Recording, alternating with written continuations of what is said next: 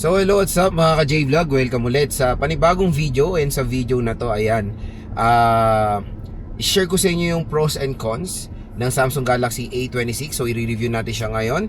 Tingnan natin kung ano ba yung mga pros and cons na itong smartphone na to ngayong 2026. Tara, pag-usapan natin. J-Vlog, bago natin to start, ayan, hindi tayo ngayon nakafocus dito sa camera. Dito tayo pa rin eyes on the road, pero mag-review tayo kasi medyo boring traffic. Kaya ngayon pag-usapan na lang natin yung A26 5G. So nasa Baguio City kasi kami ngayon, medyo traffic, grabe traffic. At ayun, mag-vlog na lang tayo, mag-usap na lang tayo. At yun, napapansin ko kasi ngayon 2026, in fairness for the Samsung Galaxy A26, arangkada pa rin ngayon sa online platforms. Again, mas mura talaga sa online mga J-Vlog, and official store po ni Samsung yung pagbibilan nyo yan, kaya wag kayo mag-alala dahil kumbaga mismong Samsung po ang pagbibilan nyo yan mga idol. And yun nga, pag tinap nyo yung video natin, makalabas yan, view products. I-click nyo na yung view products na yan dahil mura at bagsak presyo lang ang Samsung Galaxy A26 5G. So yun nga, marami ngayon nagtatanong, Lods, ano ba ang perfect na 5G smartphone ngayon? At lalo na ito kasing A26, grabe po, ang mura na lang sa online. Usually pwede nyo ito makuha around 10,000 pesos, sabihin na natin, with an SRP of 17,000 pesos, and that is 8GB to 56GB of internal storage na. And syempre iba, since yung A26, A36 hindi nagkakalayo masyado, and even the A56, maraming nag-ano sa kanila, ano ba yung disadvantage na ito? Ano ba yung advantage niya? Mas marami ba siyang advantage compare sa disadvantage? O mas marami ba siyang disadvantage compare sa advantage niya? At sulit nga ba talaga ang aking hard-earned money? So huwag kayong mag-alala, tatalakayin natin lahat yan dito sa ating video. So again, kung interested kayo bumili ng Samsung Galaxy A26, dito lang kayo bibili sa ating product link, dahil syempre dyan sa ating product link, meron pa pong additional discount voucher na naghihintay para sa inyo sa mga bibili netong smartphone na to. Una natin yung cons netong si Samsung Galaxy A26 5G. Syempre, lapagan na natin yung notch display. Yan pa rin yung isang yan pa rin yung isang nakaka-disappoint sa Samsung ngayon, na even sa mid-range sila naglalagay pa rin sila ng notch display. And syempre, dapat kailangan talagang mag-adapt na sa modern design ngayon, di ba? And I think hopefully sa A27 mabago na nila yan. Pero again, hindi naman po yan malaking disadvantage or hindi naman siya malaking issue when it comes sa performance. Pero syempre design wise or yung kumbaga kailangan natin mag-adapt doon sa modern design, yun na dapat ang sinusunod na rin ng Samsung. Syempre mas better pa rin ang punch hole compare sa notch, kasi syempre sa notch, tingnan nyo parang may malaking tulo dyan sa screen nyo, diba, na sobrang hindi nakakaaya-aya sa mga consumers natin. Yun lang naman, konting disadvantage about doon sa notch display nya. Again mga ka-J-Vlog, yung kanyang charger, syempre I know hindi lang naman to disadvantage ng A26. Majority na rin ng Samsung, yes, wala na talagang charger off the box. And yan yung magiging disadvantage nila sa mga ibang competitors nila, of course, na merong mga chargers din. So yun nga, si A26, asahan nyo na wala siyang charger. Pero no worries, fast charging rate naman siya. Bibili lang kayo ng charger na pinaka-max na kasi nito is 25 watt fast charging brick So yun lang naman mga ka-J-Vlog, when it comes sa kanyang charging rate, medyo nakaka-disappoint. At yung charger wala. At meron naman tayo nabibili ng mga charger na third party like Anker, Ugreen or Romos na very very affordable lang naman. At kumbaga kahit sa mura ng Samsung, sa AO series sila, wala na rin charger, na marami na di-disappoint to be honest.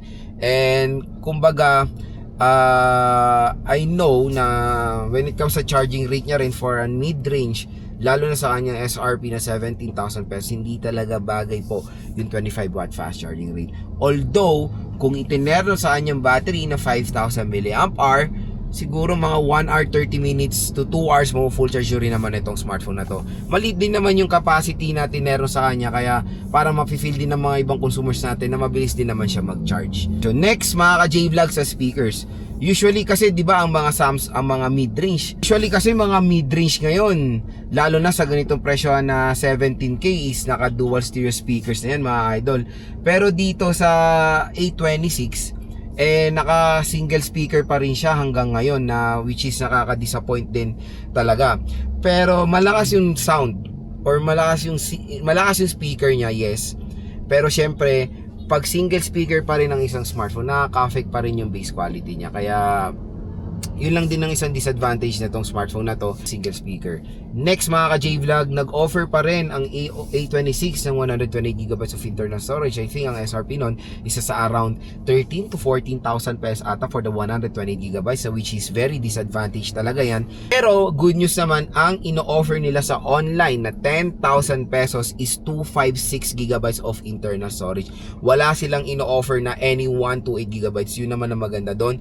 Makukuha nyo lang yung 256 sa murang halaga lang. Okay? So yan lang naman mga J-Vlog so far, yung mga disadvantage na napansin ko or yung cons ng Samsung Galaxy A26 5G. Next pag-usapan natin is of course yung pros netong smartphone na to or yung kanyang advantages. Unang-una, lapagan na natin display. Ito ang pinaka gusto ko talaga sa Samsung A26, A16, A36, A56, lahat po sila ay merong gorgeous and stunning display. So si Samsung Galaxy A26 ay merong 6.7 inches, Full HD Plus 1080p resolution with Super AMOLED display. And syempre 120Hz refresh rate pa. So ito yung sinasabi natin, 'di ba may con siya doon sa notch display. Natabunan naman ng pros nitong smartphone na to. So kung parang kumbaga mas maraming pros yung display niya compare sa cons, kaya naging sulit na rin yung display, overall display ng Samsung Galaxy A26 5G. Yun naman ang pinaka the best dito sa smartphone na to, yung kanyang premium display quality. Talagang may enjoy nyo manood, maglaro dito sa smartphone na to, kasi syempre yung AMOLED, napakalaking tulong po niyan pag naglalaro kayo. Mas nakaka-enhance pa po yan ng graphics ng nilalaro nyo. Next mga ka-J-Vlog is of course yung longevity or yung software update.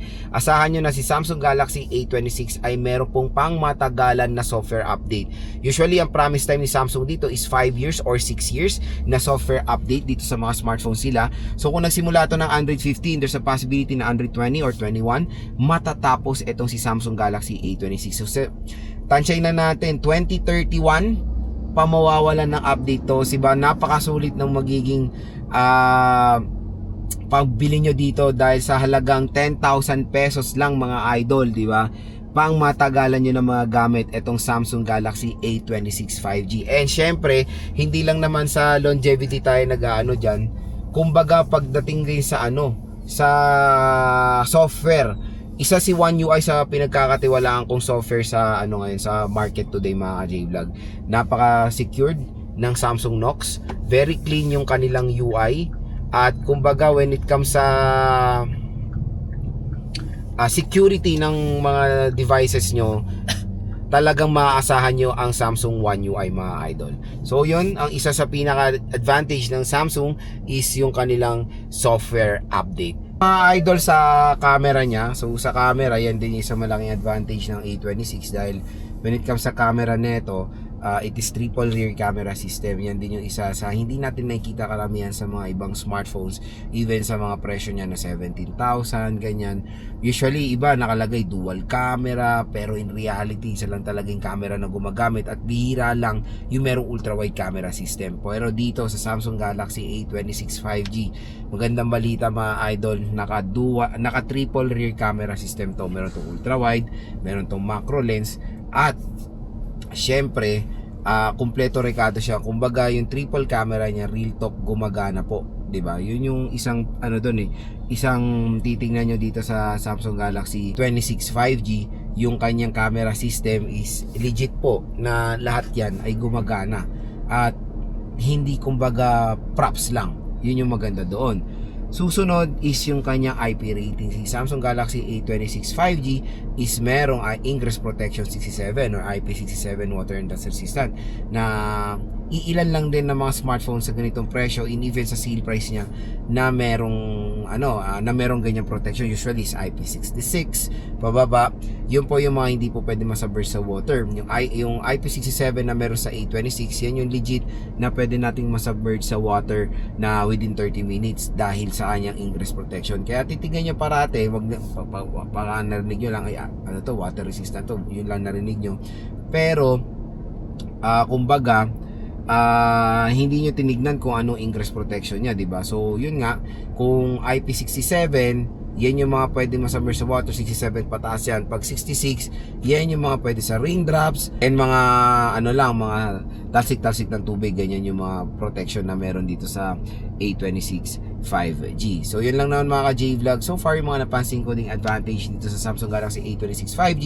As you can see, mas marami talagang advantage itong smartphone na to compare sa kanyang disadvantage. Kaya yun nga, natatabunan po yung disadvantage nito ng kanyang advantages at lumalabas na sulit din itong smartphone na to bilhin ngayon 2026. So when it comes sa kanyang processor, syempre Exynos processor din ito, at so far, based naman sa aking experience, hindi naman mabagal yung processor na yan. It can handle games, pero sa mga AAA games, doon lang tayo magkaka-problem dahil medyo nag-frame drop siya sa mga AAA games. Pero no worries mga ka-J-Vlog, dito sa Samsung Galaxy A26, hindi naman kasi lahat ng mga consumers natin ay gamers, yung mga iba casual users lang. At parang sa kanila, as long as hindi mabagal, hindi laggy yung smartphone, pasadong-pasado na sa kanila itong si Samsung Galaxy A26 5G. So again, definitely for its price ngayong 2026, 10,000 pesos, napakasulit pa netong smartphone na to, at isa to sa napakagandang i-recommend na 5G smartphone ngayong 2026. So kung interested kayo dito, tap nyo yung video, ayan, tapos may lalabas yun na view products, i-click nyo na yan, dyan na kayo bumili ng A26 5G, napakasulit pong i-purchase ngayong 2026. At syempre, pag dyan kayo bumili sa ating link, meron pa pong special voucher na naghihintay sa inyo up to 1,000 pesos off.